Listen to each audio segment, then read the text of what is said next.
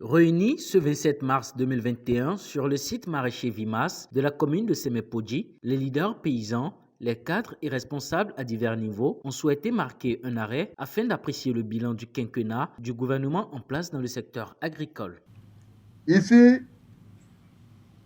nul ne doute, Semepodji est la capitale du maraîchage aujourd'hui au Bénin.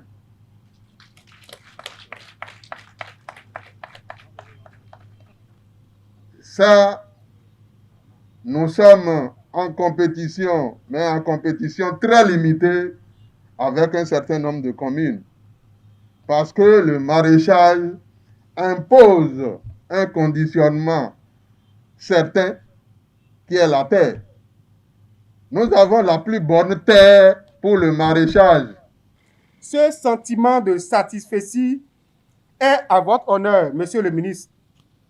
En effet, vous avez été aux côtés du président Patrice Talon, non seulement l'un des pionniers de la conception du volet agriculture du PAG, mais également le commandant en chef des divers chantiers de sa mise en œuvre. Tout ceci a eu comme impact l'accroissement sensible de la production et de la productivité de presque toutes les filières agricoles. Ces augmentations dans le département de l'Ouémé sont de l'ordre de 96% pour les cultures maraîchères, 24% pour les céréales, 18% pour les racines et tubercules et 5% pour les légumineuses. À en croire Dossa Aguemon, digne fils de Louémé et actuel directeur de cabinet du ministère de l'Agriculture, de l'Élevage et de la Pêche, c'est une initiative libre et spontanée de l'ensemble des acteurs du secteur agricole officiant dans le département de Louémé qui se sont investis physiquement et financièrement pour faire le bilan de la mise en œuvre du volet agriculture du PAG. Le DG FNDA a pour sa part assuré que le gouvernement œuvre afin que la question du financement agricole soit une vraie réalité, la preuve donc que le gouvernement joue sa partition.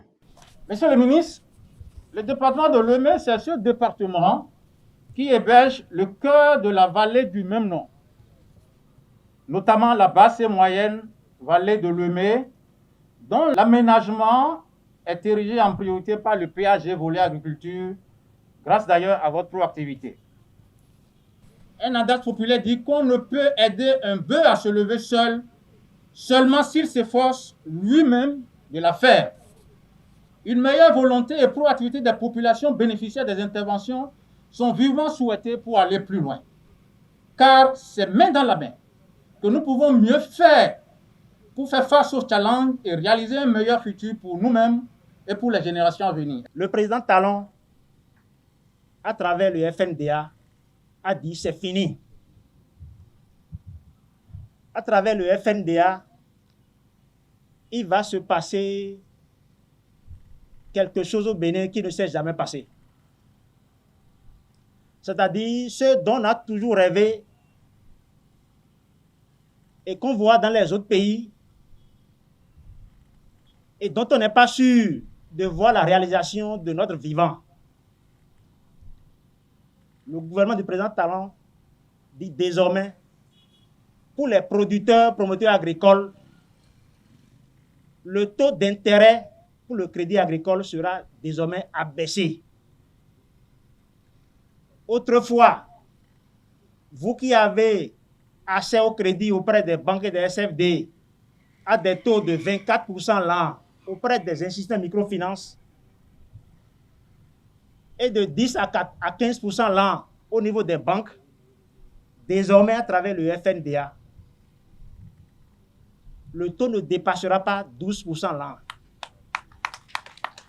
Les coordonnateurs du PAYAVO et du PROCAR ont ensuite sommairement présenté les actions et les résultats obtenus par leur projet. S'en est suivi une série de témoignages des acteurs qui ont tenu à remercier le président Talon et le ministre Dossoui avant de souhaiter la réélection du président pour la continuité de ses actions. Gaston Dossoui, ministre de l'Agriculture, de l'Élevage et de la Pêche, a laissé entendre que l'Ouémé est un territoire riche de ses filles et de ses fils, de son sol et de sa culture. Il a par la suite exprimé sa fierté vis-à-vis des cadres et des producteurs de l'Ouémé.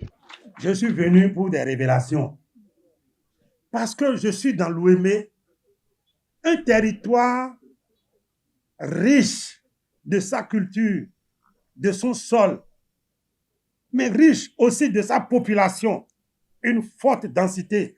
Et ce n'est pas pour rien que nous avons choisi de mettre cet événement-là à Sebenkoji. Je vous ai dit que je ne suis pas venu faire un bilan. Mais je vais simplement vous titiller sur certaines choses. Hier encore, avec les jeunes et au terrain, René Pleven, devant moi, le président disait, ce qu'on a fait jusque-là, ce n'est que le démarrage. Parce que le moteur a mis du temps pour prendre. Je ne savais pas que j'allais rencontrer une résistance aussi dure. On a mis 2 ans pour mettre en place les réformes. On a mis presque 1 an d'apprentissage. Et c'est ces 2 dernières années pratiquement que les résultats commençaient pas à tomber. Donc, le moteur diesel a pris. On ira très loin. Et pour aller loin dans l'agriculture, de quoi il a parlé? Si nous aimons bien les cocotiers, sur la plage, ici, le président Patrice Talon dit, je mettrai en place les moyens pour planter au moins 3000 hectares de cocotiers. Si nous sommes des maraîchers, si nous sommes des riziculteurs, je vais faire aménager 50 000 hectares de périmètre rizicultivable. 50 000. Si nous sommes des planteurs de palmiers à huile, je ferai au bout de 2 ans 5 000 hectares de plantation.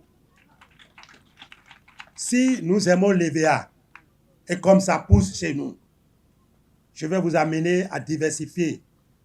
Je ferai au moins 5 000 hectares. Si vous êtes planteur d'orange, je ferai 10 000 hectares. Si vous êtes planteur de mangue, j'en ferai 15 000 hectares. Si maintenant vous êtes planteur de cajou et vous n'êtes pas, c'est pas vous, mais je tiens à vous dire le programme, nous allons faire 350 000 hectares de cajou. En vérité, pour le plateau de Koufo, où nous avons une niche où les gens font le hasro, on va faire 2000 hectares de hasro. Les Nigériens aiment ça trop. Puis le baobab,